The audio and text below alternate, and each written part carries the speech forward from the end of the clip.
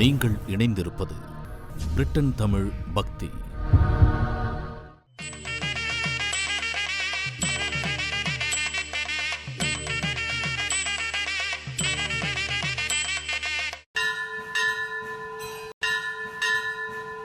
சஷ்டியை நோக்க சரவண பவனா சிஷ்டர் புதவும் செங்கதிமே.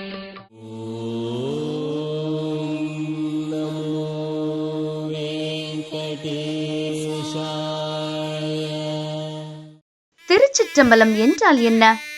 சிறு பிளஸ் அம்பலம், சிற்றம்பலம், சிறிய வெளி என்று பொருள். அம்பலம் வெளி அல்லது ஆகாயம் என்று பொருள்.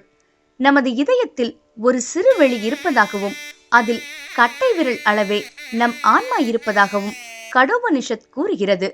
அவ்வான்மாவுக்குள் ஆன்மாவாய் இறைவன் ஆனந்த நடனம் ஆடிக்கொண்டிருப்பதாய் சிவ ஆகமங்கள் கூறுகின்றன. இதனை நம் போன்றோர் உணர்ந்து வழிபட்டு உய்வதற்காக தில்லையில் திருச்சிற்றம்பலத்தில் இறைவன் திருக்காட்சி அளித்ததாக கோயில் புராணம் எடுத்துரைக்கின்றது. அதாவது நாம் தான் அது, அதுவே நாம் என்பதை உணர்த்துவதற்கே இந்த ஆனந்த திருநடனம். அதாவது மனிதனின் அகம் ஒரு கோயில், உள்ளம் பெருங்கோயில், ஊன் உடம்பு ஆலயம். திருச்சிற்றம்பலம் என்றால் நம்முள் இருக்கும் ஆன்மாதான். பொதுவே தில்லையை சுற்றி வசிக்கும் மக்களும் சிவனே சிவம் என்று உணர்ந்த ஆன்மீக பெருமக்களும் ஒருவருக்கொருவர் பார்க்கும் போதும் பேசும் போதும் தொடக்கத்திலும் முடிவிலும் இரு கைகளை கூப்பி திருச்சிற்றம்பலம் என்று கூறுவர். அதற்கு எதிர்ப்புறம் உள்ளவர் தில்லையம்பலம் என்று பதில் வணக்கம் கூறுவர்.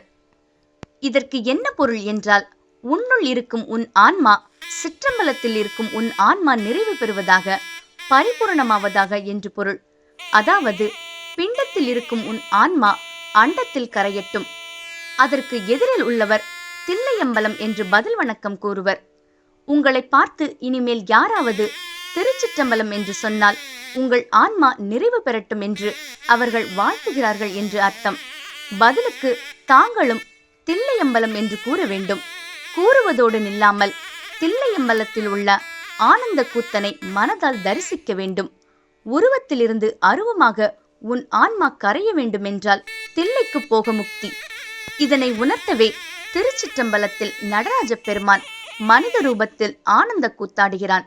நடராஜ பெருமானின் விமான கூரையில் 21,600 பொன் தகடுகள் 72,000 ஆணிகளால் அடித்து பொருத்தி இருக்கிறார்கள்.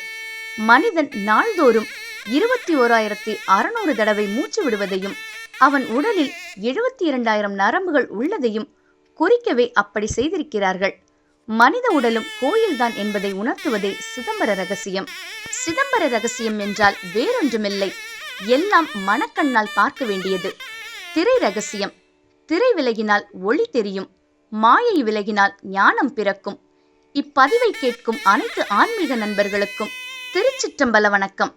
திருச்சிற்றம்பலம் என்று சொல்ல சொல்ல நாம் அறியாமல் பார்க்கும், பேசும், செய்யும் அனைத்து பாவச் செயல்களும் நீங்கி நம் ஆன்மாவிற்கு புண்ணியம் சேர்க்கிறோம்.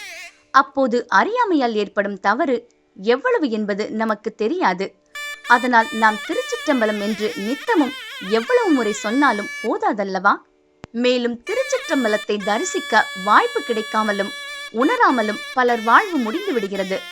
ஆனால் திருச்சிற்றம்பலம் என்று சொல்லி சொல்லியாவது அடுத்த பிறவியிலாவது சிவகதி அடைய வேண்டும் என்பதற்காக ஒரு ரகசிய கோட்வேர்டாக இதை இறைவனே திருச்சிற்றம்பலமுடையான் என்று தன் பெயரை குறிப்பிட்டான்.